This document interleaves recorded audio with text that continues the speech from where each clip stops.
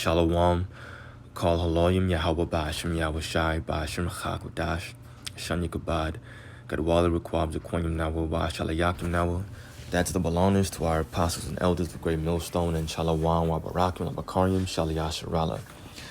And that's peace and blessings to the elect of Israel.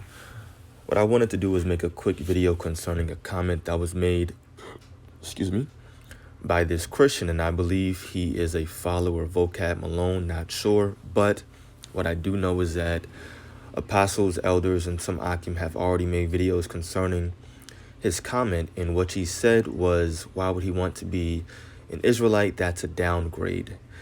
And so I was thinking about his comment these past few days, and the Spirit just had me thinking about even in our lowest state right now, which as a nation, we've basically been subjected to the lowest position that we've ever been. But even in this low position or low state that we're in, we're still above all other nations. And before we get into the scriptures, the proof of that is because all you have to do is look at the different industries in the world today. Just look at the greatest, we'll even start here because why not? Look at the greatest rappers, even though most of them are wicked. But look at the greatest singers, the greatest entertainers as a whole, the greatest dancers. Look at the greatest actors and actresses. Look at the greatest athletes, no matter if it's combat sports like the UFC or boxing, or even football or basketball. Even in our lowest state, low position right now, Jake still found a way, quote unquote, to rise to the top of these different industries. And of course, majority of them sold out, but that's a different topic. Point being is that even in our low position, we're still above all other nations. And the proof is in the pudding. So what I want to do is talk about how, or the reason why, rather, that's the case. And it's very simple. It's nothing deep. But the simple reason is because we've been a chosen people unto the Most High forever. That's the simple reason. So yes, even though the Most High scattered us amongst all nations, even though, yes, he's put us amongst or in various different captivities, even the transatlantic slave trade, and we've gone through all that mess, the Most High still never forsook us as a nation. And that's why we're still a special people, even right now in our low position. So I want to speak about that and grab a few precepts to make that point. And we're going to start here in the book of 2 Samuel chapter 7, reading the two highlighted verses 23 and 24. It says, "And what nation in the earth is like thy people, even like Israel, whom the Most High went to redeem for a people to himself, and to make him a name, and to do for you great things and terrible for thy land before thy people, which thou redeemest to thee from Egypt, from the nations and their gods. For thou hast confirmed to thyself thy people Israel to be a people unto thee forever." So the Most High chose us to be a people, a special people unto himself forever. So he never forsook us. And thou, Yahweh Bashim Yahweh Shai, art become their power, even in our lowest state right now. And that's why we have to give all praises to Yahweh Bashim Yahweh Shai, that he raised a remnant, so that we can come back to the Most High through having faith in his Son. But you even look at the 2/3 of our people that have so-called made it in this world, that made something of themselves in society. Look what they're doing. Still above the heathen that are in their respective industries, that are in their respective sports, still above them. But that's because in general, we're just a special people unto the Most High, and that's forever. I want to jump over and grab the book of Deuteronomy, chapter 32, verses 8 and 9. It says, "When the Most High divided to the nations their inheritance, when he separated the sons of Adam, he set the bounds of the people according to the number of the children of Israel.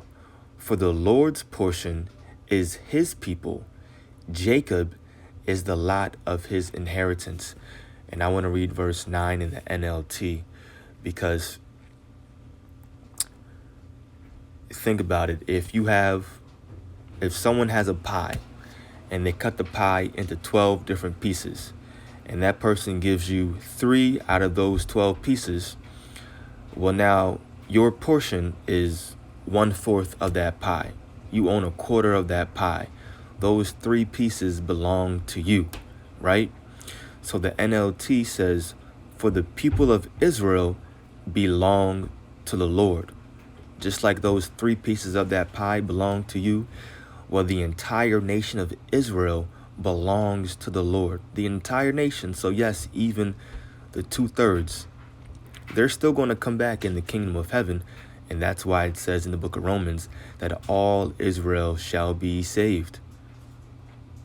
They're just going to have to know what they did after death by pain. They're going to have to die and then come back in the kingdom through the loins of the elect. That's how it's going to go in the spirit. But they're still Israelites. They're still above all other nations. Why? Because we're a chosen people unto the Most High. Most High. And we belong to him. We're his portion forever. It says Jacob is his special possession forever. Now, this is how the other nations look at us, though. Salaki, if I didn't say it, hope you all can hear me properly. I got the wash going on right now in the background, but hope this is still pretty clear. This is Lamentations 2. This is how all the other nations look at us even to this day. Verses 15 and 16, it says, all that pass by clap their hands at thee. They hiss and wag their head at the daughter of Jerusalem, saying, is this the city that men call the perfection of beauty, the joy of the whole earth? And this is talking about the people. Verse 16, all thine enemies have opened their mouth against thee. They hiss and gnash the teeth. They say, we have swallowed her up. Certainly, this is the day that we looked for. We have found, we have seen it. I want to read verse 16 in the NLT before I speak on it.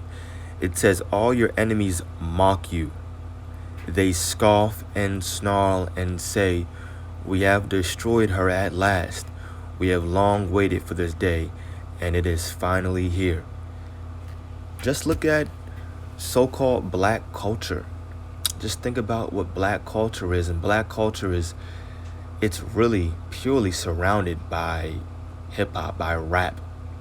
Like, that's the number one aspect of black culture, or that you can assimilate to black culture. It's rap music.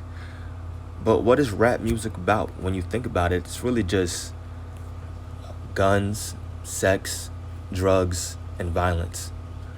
Those 4 categories are what rap music is all about. Guns, sex, drugs, violence. And really, we can substitute sex by saying adultery, because that's what it really is. And my dad taught me those 4 things when I was young. Probably going back to, I think the earliest I can remember him saying that is middle school. That's all it is, though. And these other nations eat it up. They laugh at us. They mock us.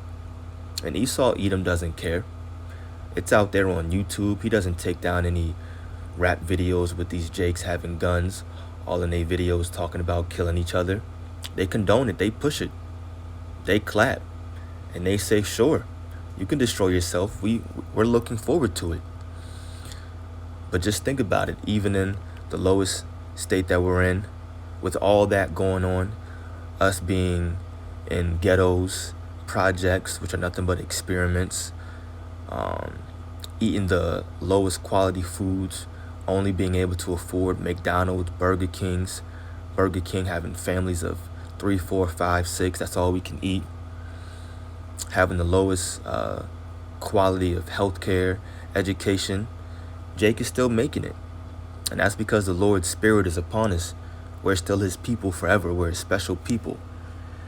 I'll grab that precept because why not? How can you not? Deuteronomy.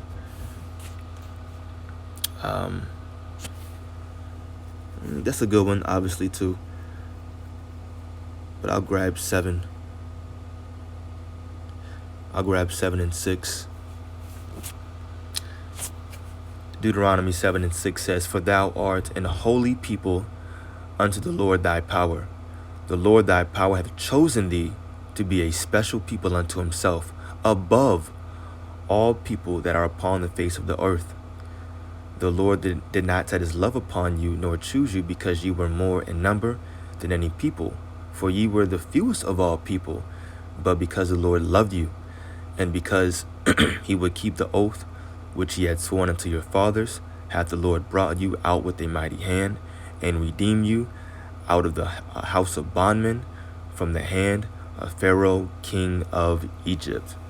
Just had to finish out the entire, phrase. It all went together, but the point is in verse 7, where we're special people unto the Most High. And he hasn't dealt this way. He hasn't given his laws and commandments to any other nation. What is that? And I'll probably end off with this precept, Psalm 149, I believe. Maybe 139. Let's see. We'll find it. Let's see. Was it 49? Am I tripping?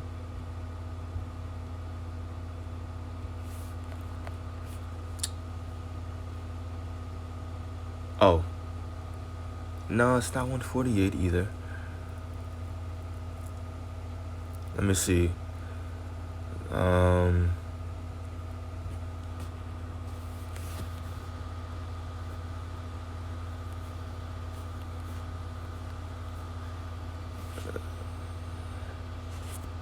147. Okay, it was a chapter prior. Psalm 147, verses 19 and 20. "He sheweth his word unto Jacob, his statutes and his judgments unto Israel. He hath not dealt so with any nation. As for his judgments, they have not known them. Praise ye Yahweh Ba'ashem Yahweh Shai." So I just wanted to bring out those few precepts concerning that topic. I pray that this was edifying to the elect. Call Halayim Yahweh Ba'ashem Yahweh Shai. Ba'ashem Rachakodash. Double honors to our apostles and elders of Great Millstone. Peace and blessings to the elect. Shalom.